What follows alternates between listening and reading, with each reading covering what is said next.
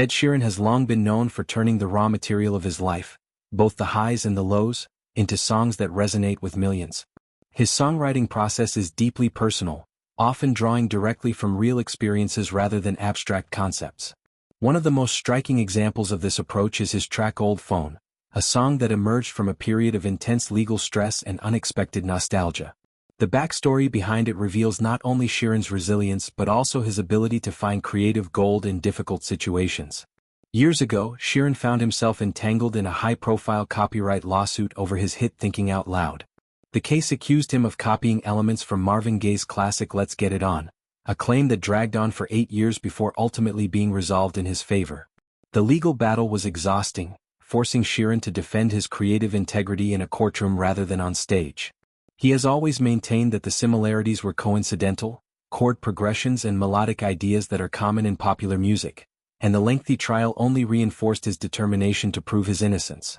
Rather than settling, he chose to fight, a decision that required immense patience and emotional fortitude. During the discovery phase of the lawsuit, Sheeran was required to hand over his old phone to legal teams for examination. The device contained years of text messages, emails, voice notes, and other personal data stretching back to the early days of his career. While the process was invasive, Sheeran later reflected on it with a touch of humor, noting his relief that nothing embarrassing surfaced. The experience, however, had a lasting impact. It prompted him to step away from smartphones entirely for a period. After wrapping up his tour for the album Multiply in Australia, he powered down that phone and made a conscious decision to switch to email communication only. For years, he avoided mobile phones altogether, preferring the simplicity and privacy that came with limiting his digital footprint. That decision lasted until the lawsuit demanded he revisit the device. When he powered it back on, the flood of old messages and memories hit him like a time capsule. Scrolling through texts from 2015 and even further back to 2007, he found himself transported to earlier chapters of his life, conversations with friends, family, and collaborators from the days when he was still breaking through. The sensation was overwhelming. He described it as stepping into a time machine, frozen in moments he had long moved past. Old friends who had drifted away, family members sharing everyday updates, snapshots of a younger, less famous version of himself, all preserved in digital amber on that single device. The nostalgia was so powerful it left him stunned, and it planted the seed for what would become Old Phone. Sheeran has often said that his best songs come from emotional extremes. Whether he's experiencing profound joy or deep pain, he channels those feelings into music as a way of processing them.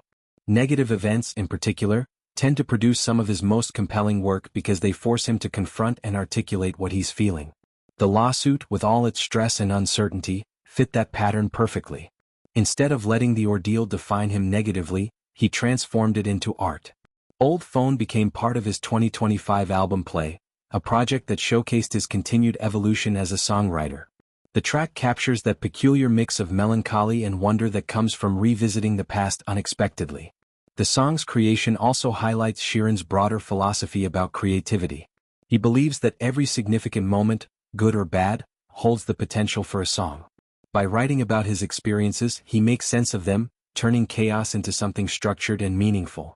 The Old Phone itself became a metaphor for memory, time, and the way technology preserves pieces of our lives we might otherwise forget.